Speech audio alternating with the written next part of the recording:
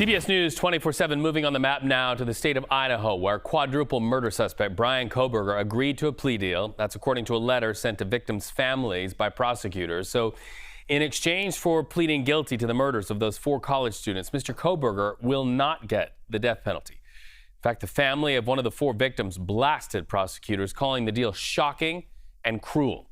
CBS News reporter Andres Gutierrez live from Idaho, and we understand that you are starting to see sort of an emotional outpouring to all of this, Andres.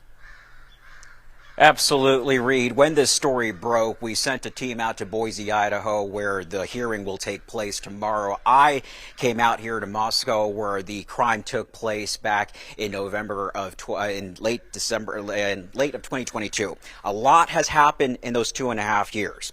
In 2023, they ended up demolishing the house. That's where I spoke to you during the last hour. For this hour, I decided to come to the campus of the University of Idaho, where through private donations in September of 2024, just last year, they ended up opening up the Vandal Healing Memorial and Garden. It's essentially the sculpture that honors the lives of the 4 victims. The victims' names are etched on these plates along the sculpture here. And in the last 24 hours, since all this broke, there have been people who've been coming out to place these flowers and candles right underneath the nameplates of the victims. The decision, this proposed plea deal, has the family split. You have the family of Maddie Mogen here, who feel like this is a relief for them because it will spare them years of appeals and hearings. We ended up speaking to her father last night. Here's what he told us. I think it's justice when you don't have to torture families that have been already through the most horrific thing they could ever imagine. And I don't want another day of this. And they're talking about decades. No, my family's not trying to do that.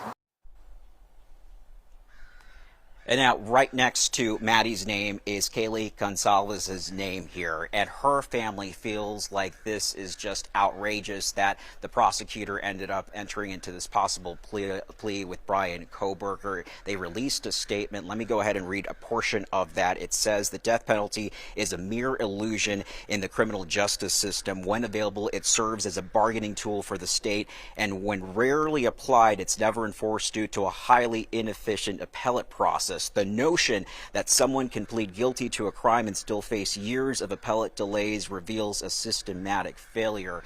And so reactions still coming in here this afternoon. We will go into towns, talk to locals to see how they're feeling about this. But from one person that I just spoke with off camera here on campus, they just feel like we will never know a motive. At least if this case would have gone to trial, there may have possibly been a motive that comes out here. But the prosecution says this is obviously will lead to a conviction, right, because he'll plead guilty. The fact that it goes to trial, there's always a wild card that if they can convince someone on the jury there, any deniable possibility that they could also end up with a not guilty plea. So this at least secures that conviction.